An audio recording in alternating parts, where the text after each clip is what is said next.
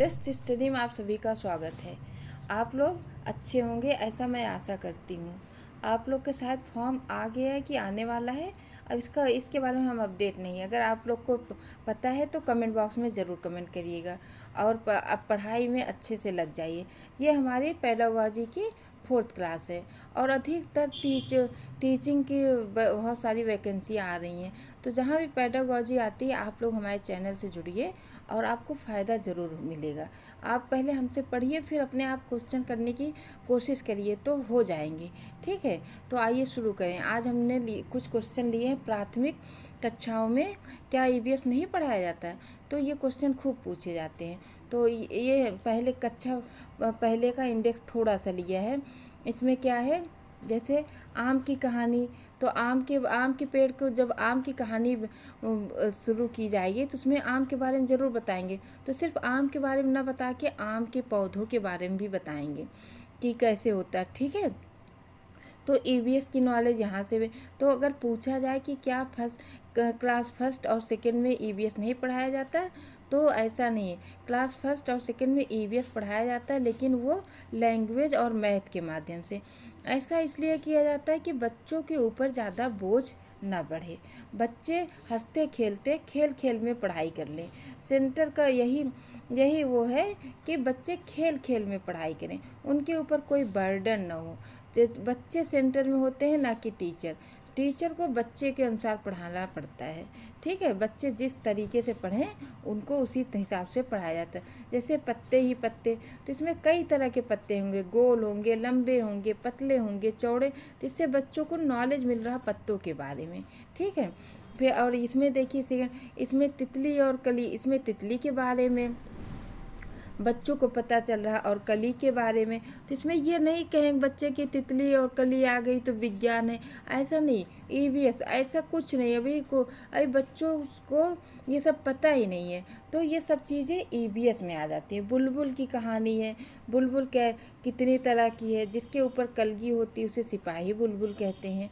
ठीक है, तो इसी तरह सूरज जल्दी आना जी, बाघ के बारे में पता चलेगा, सूरज किधर से निकलता है, किधर अस्त होता है, ये सब तो ईवीएस पढ़ाया ज़रूर जाता है। उसकी बस एक अलग बुक इसलिए नहीं रखी गई कि बच्चों पर ज़्यादा बर्डन ना पड़े।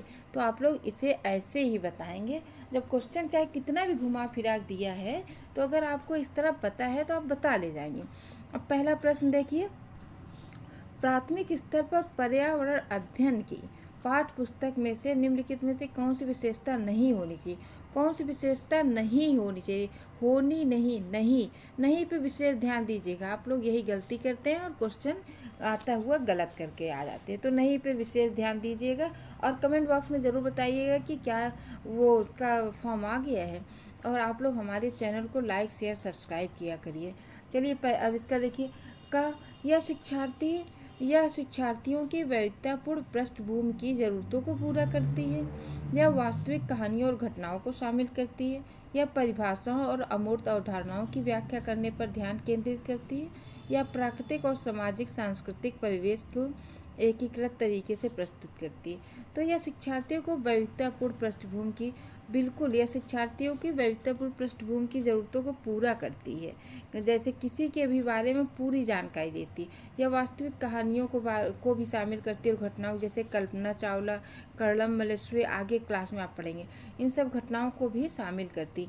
यह परिभाषाओं पर ध्यान नहीं केंद्रित करती, ना अमूर्त अवधारणाओं पर, क्योंकि बच्चों को अवसर दिया जाता है, उन्हें खेल खेल में सिखाया जाता है, ना कि उन्हें कोई चीज़ रटाई जाती है। यह प्राकृतिक और समाज सांस्कृतिक परिवेश को एकीकृत करती। हाँ, इसमें परिवार के बारे में भी पढ़ाया जाता है, पानी के बारे में भी पढ़ाया जाता है और पत्तों के बारे में भी, और हर चीज़ को। तो यह प्राकृतिक से भी जोड़ती है और समाज से भी, क्योंकि परिवार के बारे में भी पढ़ाया जाता है तो समाज हर तरीके से। ठीक है, तो यह क्या कहते हैं, प्राथमिक स्तर पर पर्यावरण पुस्तक इस प्रकार नहीं होनी चाहिए कि उसमें क्या हो, वह परिभाषा और अमूर्त अवधारणाओं की व्याख्या पर ध्यान केंद्रित करे, क्योंकि इससे विद्यार्थी में ज्ञान क्या हो जाएगा, सीमित हो जाएगा और विद्यार्थी के चिंतन का विकास भी नहीं होगा।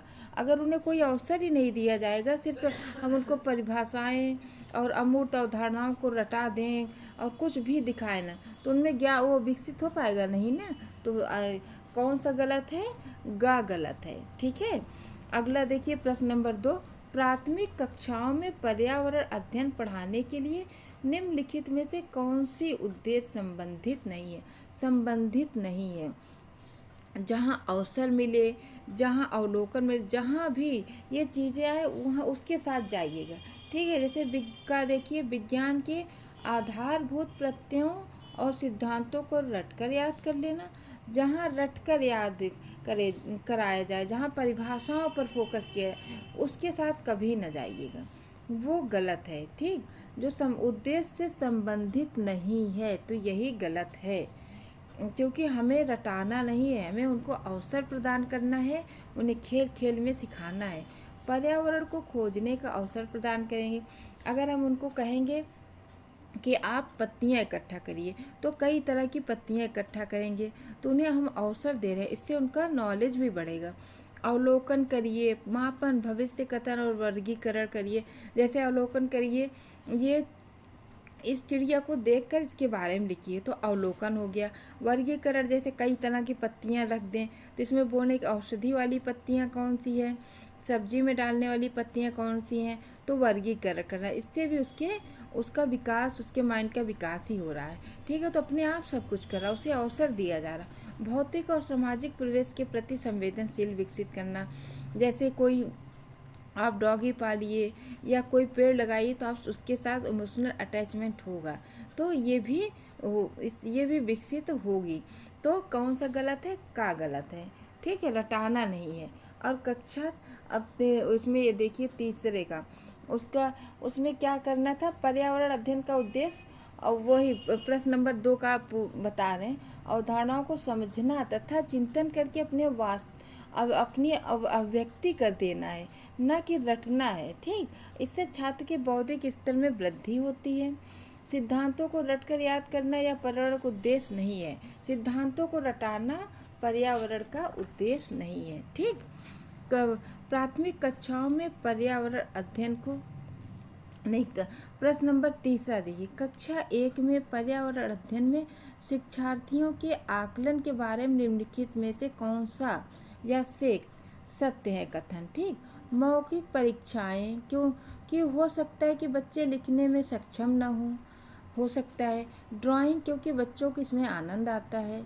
शिक्षकों का अवलोकन और रिकॉर्डिंग, किसी को न रोके, नीति को ध्यान में रखते हुए आकलन कोई आवश्यकता नहीं है। आकलन की कोई आवश्यकता नहीं है। इसमें कौन सा सही है?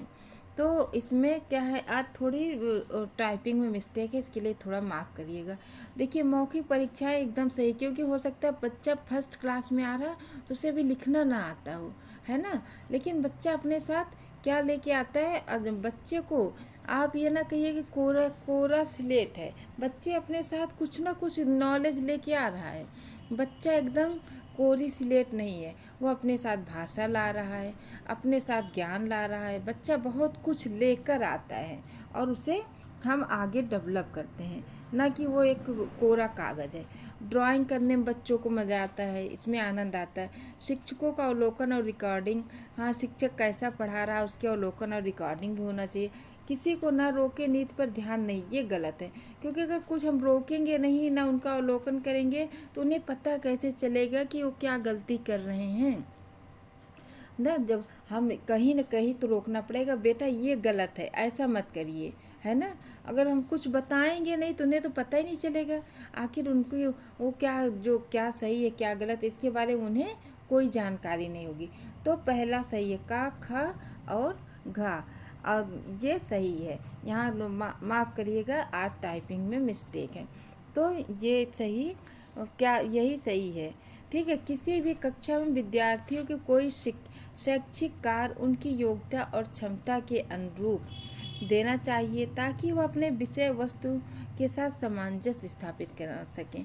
अभी हमें बच्चे फर्स्ट क्लास में आ रहे हैं, हम उनको बड़ी बड़ी स्पेलिंगें दे दें तो उनको मज़ा आएगा? बिल्कुल नहीं। पता चला कि उनको तो लिखना ही नहीं आ रहा। तो इसलिए जब हम मौखिक परीक्षाएं लेंगे तो उनको इंटरेस्ट भी आएगा, और ड्राइंग करवाएंगे तब भी उनको मज़ा आएगा। कुछ भी कट्टम गोला कीरा गाली खींचेंगे, उल्टी सीधी तिरछी रेखाएं खींचेंगे, उनको मज़ा आएगा। ठीक है।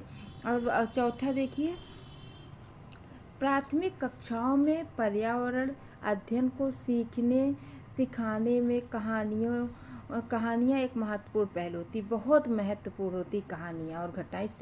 इसको बच्चे बहुत इंटरेस्ट से सुनते हैं, उनको बहुत अच्छे से ग्रहण भी करते हैं।